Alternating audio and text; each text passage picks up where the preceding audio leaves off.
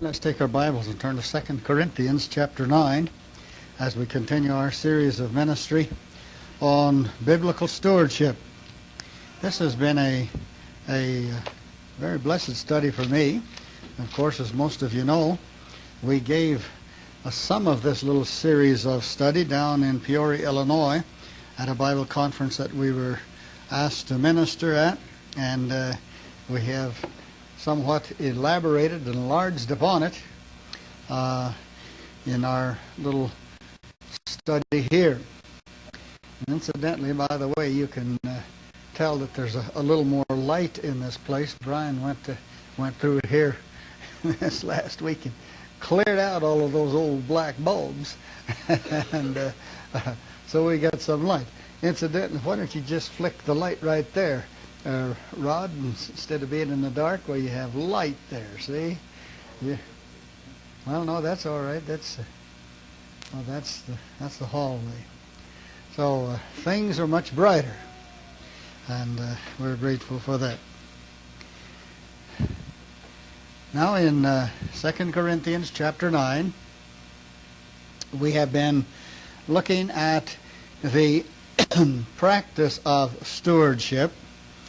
And last time we noticed the principles and the provision of God in light of stewardship. And we're going to read verses 6 down through verse 19, and you follow along, because in the latter part of this particular section, especially verses 10 down through verse 15, you have the great profit of stewardship. But this I say, he which soweth sparingly shall reap also sparingly, and he which soweth bountifully shall reap also bountifully. Every man according as he purposeth in his heart, so let him give, not grudgingly or of necessity, for God loveth a cheerful giver.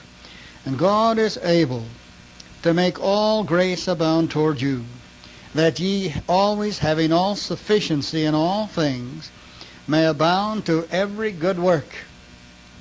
As it is written, he had dispersed abroad, he hath given to the poor, his righteousness remaineth forever. Now he that ministereth seed to the sower, both minister bread for your food, and multiply your seed sown, and increase the fruits of your righteousness, being enriched in everything unto all bountifulness, which causeth through us thanksgiving to God. For the administration of this service not only supplieth the want of the saints, but is abundant also by many thanksgivings unto God.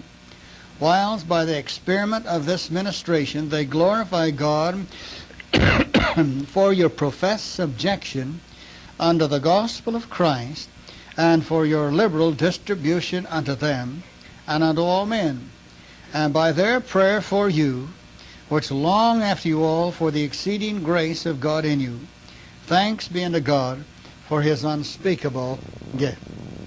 Now, as we have just read, and we have looked at in some detail, that you and I, in a very real sense, with reference to our temporal responsibility before the Lord, you and I can choose. We can choose with reference to the blessing that we desire from the Lord.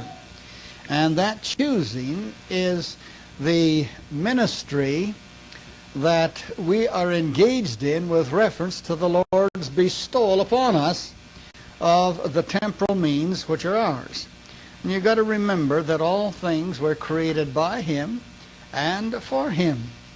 And so in a real sense, you and I are simply stewards of already that which God has bestowed upon us. You and I, maybe we've labored for temporal things.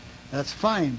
But when it comes to the matter of having what we've got, why, the Lord has created this. And so you and I then simply become stewards of a provision that God has given. And then he gives to us some principles as to the manner in which this stewardship should be exercised, not out of necessity or not grudgingly, but God loves, and the Greek word is hilaron, a hilarious or a cheerful giver. It is not one that's of a begrudging nature. And then the emphasis, beginning with verse 8, as we have already noted, after all, our dependence upon the degree and manner of our stewardship is God is able. The ability of God to make all grace abound towards you. Now, having labored this a little last time, I just simply want to state this, that the manner of our stewardship reflects our heart of confidence in Him. If God is able, then we are going to manifest in our temporal stewardship that which is a confidence in Him that He supplies. He supplies. And it isn't something that you and I must go bananas over, as is the saying. And the reason I say that is because I was just a boy, 12 years old in 1932, and I guess the crash came when I was 9 and 29, and it lasted through 32. But there were a lot of people who just lost their minds.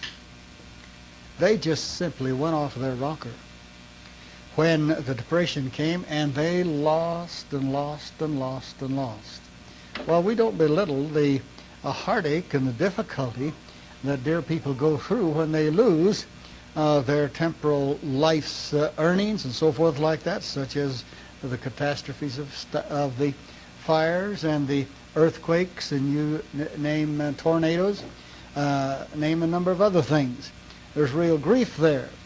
But when you and I realize that God is able, then of course we have the greatest treasure in the world, don't we? That He is able to make all grace abound to you. And then I just love this latter part of that, as I read it to you from the Greek New Testament, in order that in everything, always, having all sufficiency. 3 alls there, isn't it? In everything. Always. Now you see, in everything, that's quite a scope, isn't it? Everything. Always, that's quite a scope of time. Always. Then having all sufficiency, that's quite an amount, isn't it? All of these things, having all sufficiency, you might abound in every what? Every good work. And our Bible tells us that we are saved not to be a trophy on the mantle of His grace, but we're saved to serve. And we're not going to stand before the judgment seat of Christ to give an answer of our salvation. We're going to stand at the judgment seat of Christ to give an answer of our walk in that salvation. For every man shall be judged according to his works. And here, just in this chapter, having all sufficiency, you might abound unto every good work. And there at the judgment seat of Christ, we'll receive a reward for good works. And then He brings to bear the truth of the word of the Lord, as it is written, He hath dispersed abroad, He hath given to the poor, His righteousness remaineth forever. And as I've looked at these Greek words, this word, He has dispersed abroad, it is a word which means that He has literally scattered everything abroad. Well, look at our world. There isn't one stitch of this world where God's hand of creation isn't manifested. He has scattered, hasn't He? Scattered abroad. Now then, it says He has given to the poor. The reason for all of the stress and the difficulty which we see around the world today isn't God's fault. Not at all. It's a sin of man. Why do you have Why do we have such terrible starvation in Ethiopia, Mozambique, and in many of the third world countries? It's because of the great imbalance that man has wrought upon creation. That country over there is terrifically productive. Only it has been mutilated to such an extent that there isn't hardly any provision for moisture. And yet when they get water, look what Israel has done down there in that desert. Why, I want to tell you, after Israel got in there from 1947 to the present, we're buying oranges right now that Israel is raising in that desolate area that the Arabs couldn't even feed their flocks from. No, it's the imbalance of man that's brought about all of this heartache, not God's problem. Now then, notice some of these wonderful prophets. Beginning with verse 10. Now you begin to count them. I love this. Now he that ministers seed to the sower. Now here is a word. There are three different words here for ministry. Now this first word, he that ministers seed to the sower, both minister bread for your food and so forth. Now this word minister here looks at a ministry from the standpoint of making a supply. Looking at a supply. And that would probably be one of the better renderings from the Greek New Testament. Now the one that supplies seeds to the sower also supplies bread for food. Now, notice what it's saying.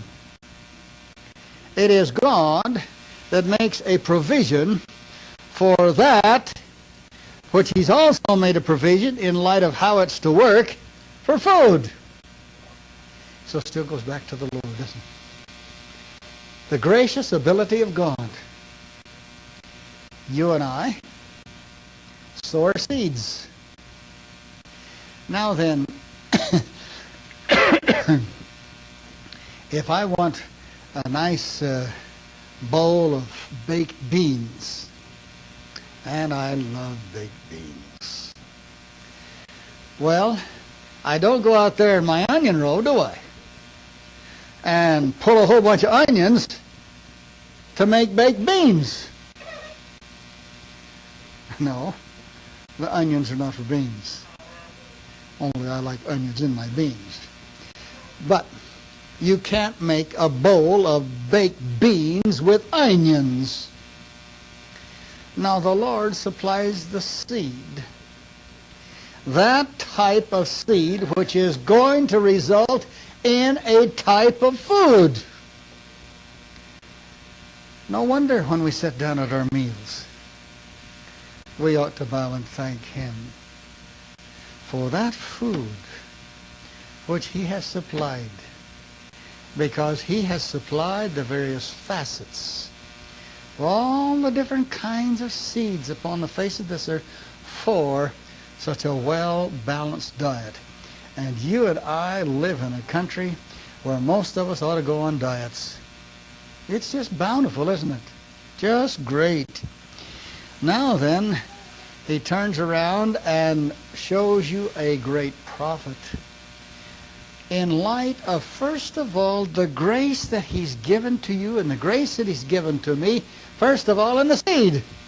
Now He says this, and He'll multiply your sown seed, literally, the seed that's sown. And He will make increase the fruits of your righteousness.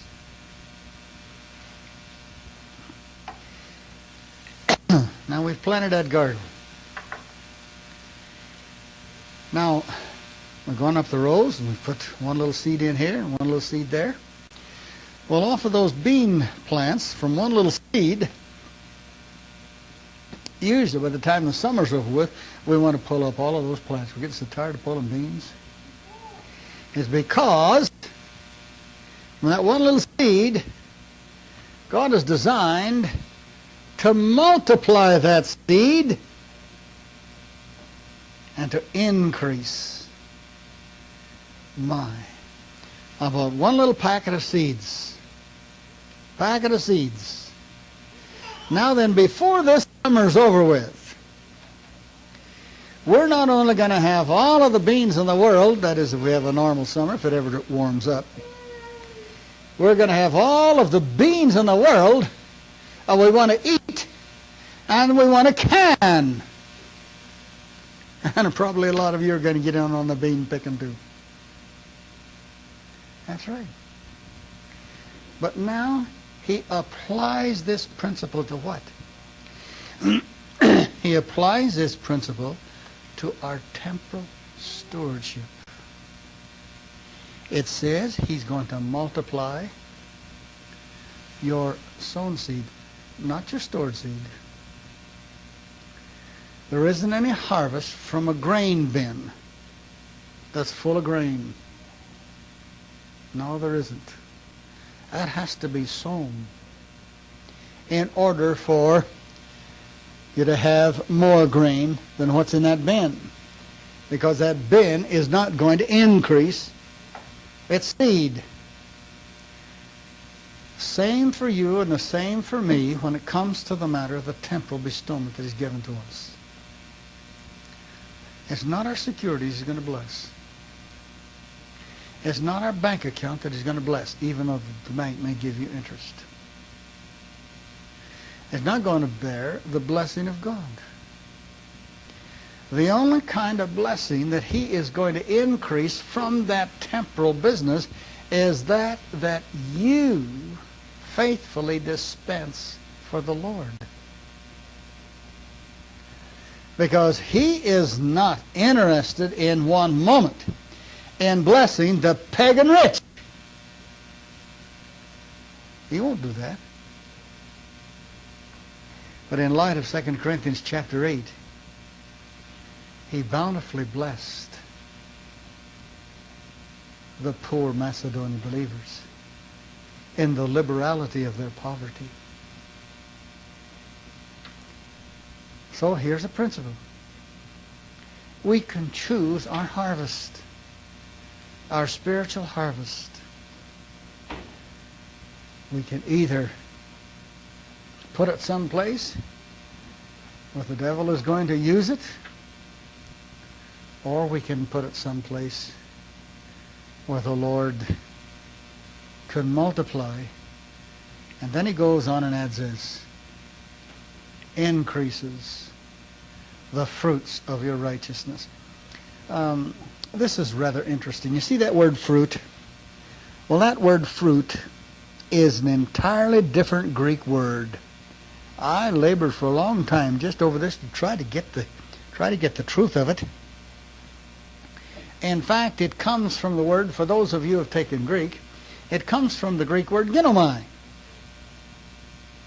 And that word ginomai means to come into being. Now the word fruits isn't too bad when you look at it from the standpoint of him interested in increasing that sown seed whereby it is going to multiply in itself. So it isn't too bad by way of understanding. The fact is, it just doesn't have that particular definition from the Greek, but the concept is all right. He is going to make increase of the faithful bestowed stewardship of righteousness. Righteousness. Now don't you see? It has to be of a particular character, doesn't it? I don't think the Lord, excuse my meddling, but I don't think the Lord blesses one moment all of the stewardship giving that goes into some of these shyster television evangelists. Why, those characters? It's terrible what they do. That's not for the Lord, that's for a machine. And it's not righteousness. It's promotion. We got to get back to our stewardship, which bears the spiritual principles, if we want the Lord's blessing upon that ministry of ours. So here's one area of great profit, marvelous profit, that he's going to bless that sown seed. He's obligated himself to, because this is his design, not only in the temporal seed of seeds and so forth, but this is his design. And he's going to make increase of the righteous nature, righteous character of all things that come from your stewardship.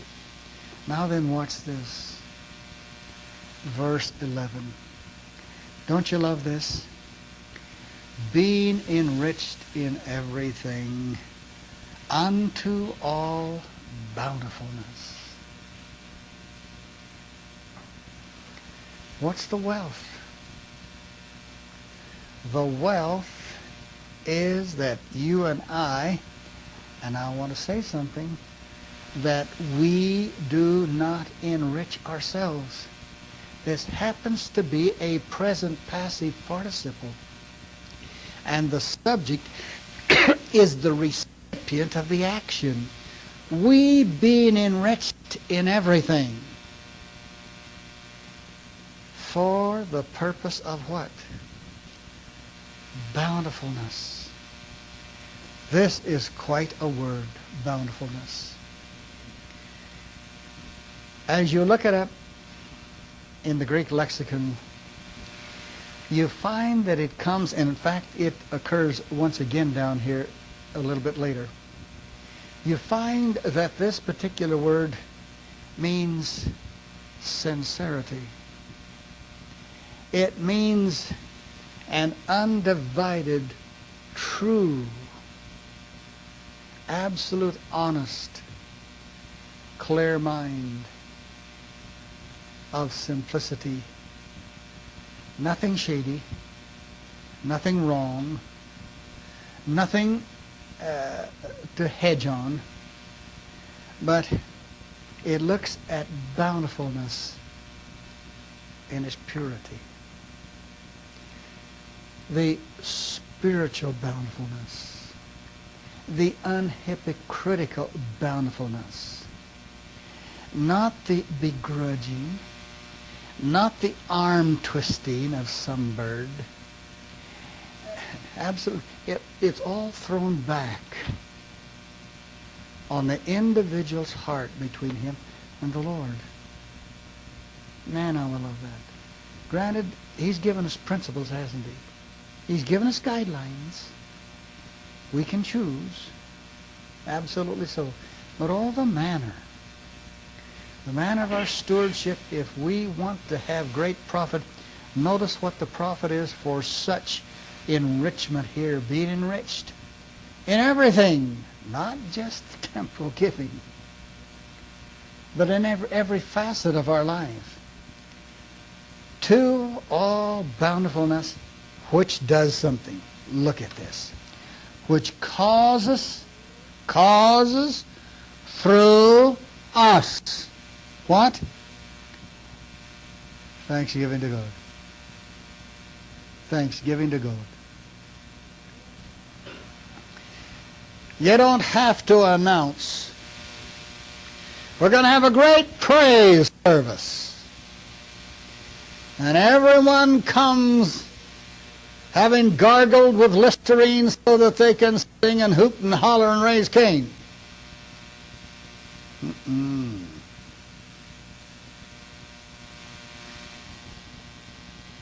If there's to be the proper praise to God, and if there's going to be an abounding praise to God, in light of the context of this chapter, it comes about by a life of stewardship, where there's bountiful sowing of a seed with a proper heart, and is going to have the right result. Thanksgiving to God. And you'll notice how it comes from, or I should say, from whom it comes, which causes through us, the Apostle Paul says. Here are the servants of God. Which causes through us what? Thanksgiving to God. A stewardship of which they were responsible for would bring from them thanksgiving to God, not, if you please, a carnal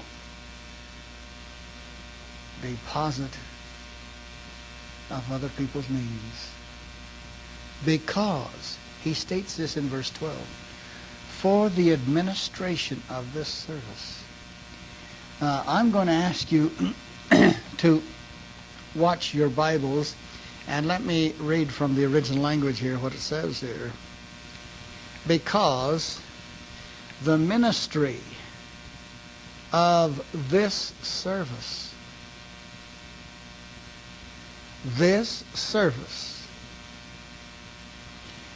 we have ministered that which you have given. Now notice, is what? Meeting the needs of the saints. It supplies the needs of the saints, but it also abounds by many thanksgivings to God. All right. Here there was a great need in a household of faith down in the Jerusalem area. Now, that ministry of the Corinthian believers, churches of Macedonia, that was entrusted to faithful, conscientious servants of the Lord, when they ministered it to the saints in light of their needs there, was much thanksgiving by the servants, but not only thanksgiving from the servants, but by the recipients. Their needs were met, and likewise they joined in praise to the Lord. I love the order. Before there's any mention by the saints to the believers back at Corinth, there was the proper order of heaven. There was thanksgiving heavenward. See? Now then, let's notice in verse 13. While by the experiment of this ministration they glorify God for your professed subjection unto the gospel of Christ, and for your liberal distribution unto them and unto all men. Now then, he brings to play upon the testimony that the saints recognized with reference to the believers at Corinth.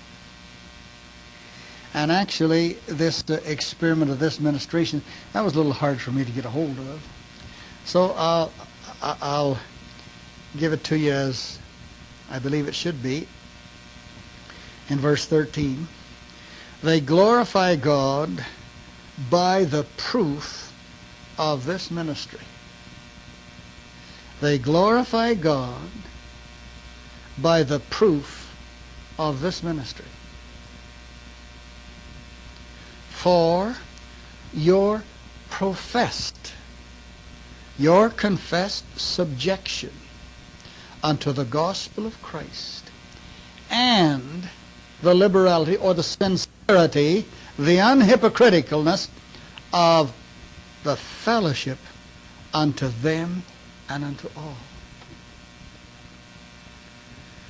Well, what have we got? This ministry of temporal stewardship for the believers at Corinth was a testimony that down at Jerusalem it proved to the saints at Jerusalem the kind of believers in Macedonia and Corinth. What kind of believers were they? They were believers that proved, that absolutely proved that they were in submission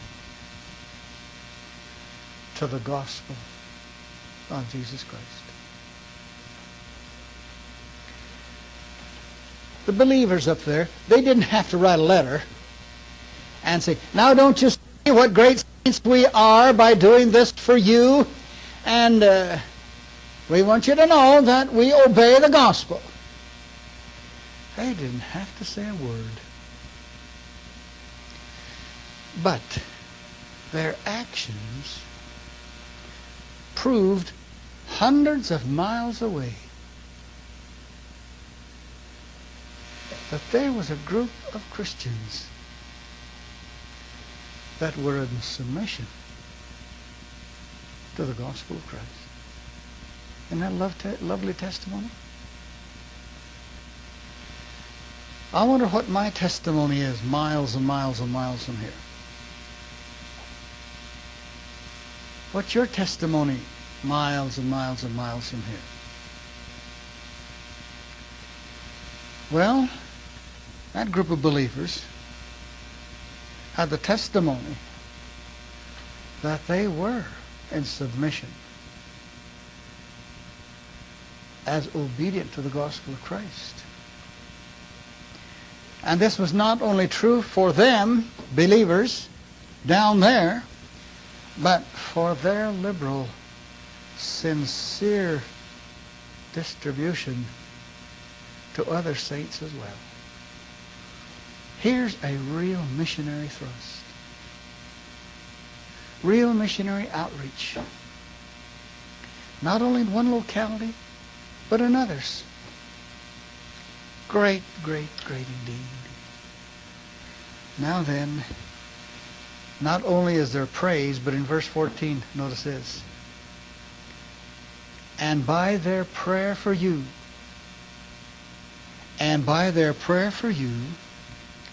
which long after you for the exceeding grace of God in you. They not only have praise, but they have petition, because they long for the believers at Corinth, not for what they have, but they long for them. They want fellowship with them. Fellowship for them. Because God's grace has been heavy upon them. And then he makes a concluding remark of great, great profit. That bless your hearts, listen to it. Thanks be to God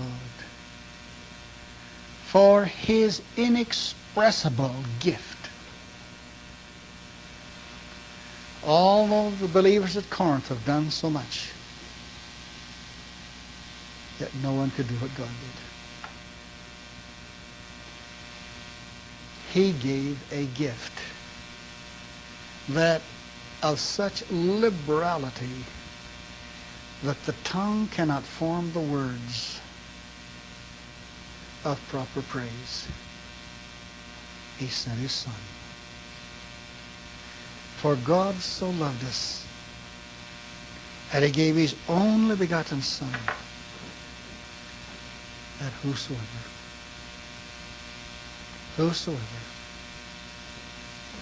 around the world, whosoever believeth in him should not perish, but have everlasting life. You have words to thank Him? We often say, thank you, Lord, for your Son. Isn't that right? But does that really express the truth of the heart? Inexpressible, isn't it? What a prophet in stewardship. And we haven't touched it yet. We'll be dealing with more of them later. Our Father, thank you once again for the greatness of your marvelous grace, for the blessedness of the rich hand of your life upon us. Pray that you'll minister its truth to our hearts and lives, that